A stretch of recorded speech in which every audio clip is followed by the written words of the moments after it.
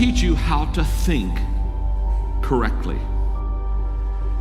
The largest gap between successful and unsuccessful people in life is the thinking gap. I'm not talking about being smart. I'm not talking about an IQ. I'm talking about how you think, how I think. Successful people think differently than unsuccessful people. Wise thinking leads to right living. Stupid thinking leads to wrong living. If you want to have a fulfilled life, you have to fill your mind correctly.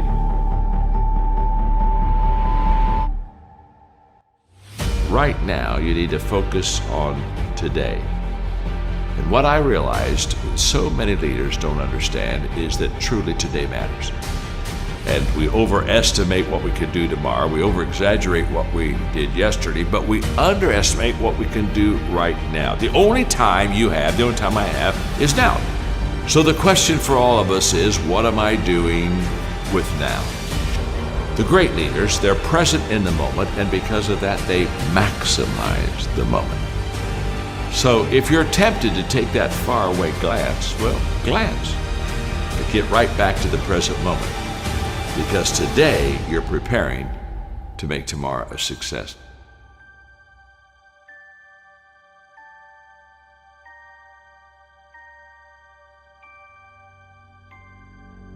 Well, we all want to be motivated, and yet so many times we fail to find the secret of motivation, and so let me give it to you quickly.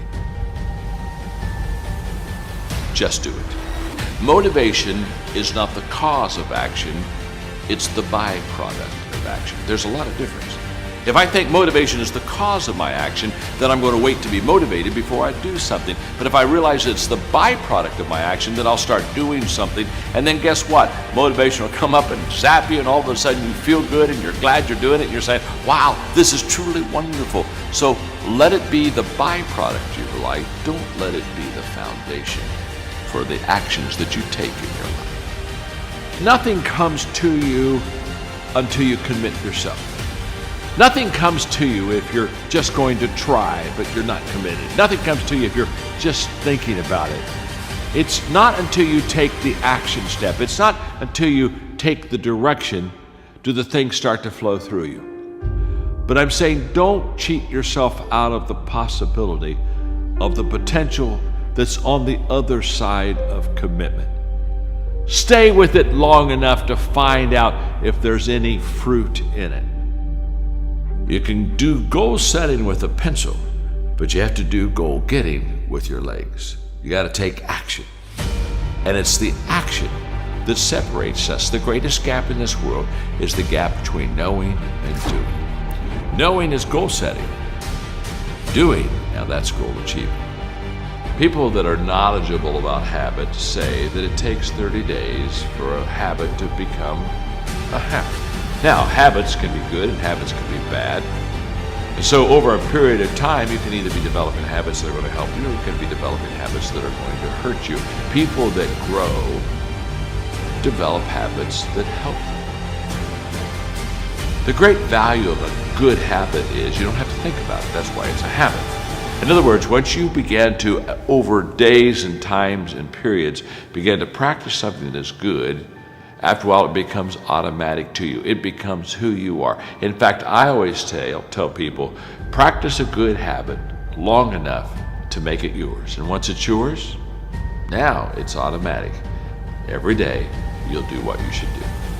Often I have the expression that everything worthwhile is uphill. That's a fact. You've never heard someone talk about accidental achievements. You've never heard someone that got to the top of the mountain and somebody asked them, how did you get there? Kind of look confused and say, I have no idea. They know how they got there. The reason they know how they got there is because they had to walk all the way up the mountain. Nobody lifted them. There were no shortcuts. There's not an elevator. There's not an escalator. It's all effort that gets you to the top of the mountain. What I want you to understand is that inspiration does a lot better when it's coupled with perspiration. There are a whole lot of people, they want to be inspired in great things, but they don't want to do the hard work. to achieve those great things. It's not either or, it's both and. So I really trust today that you will just kind of roll up your sleeves, look at something you haven't tackled for a while, dive in. You'll be amazed that once after you do the work, you get inspired. Don't wait to get inspired before you do the work.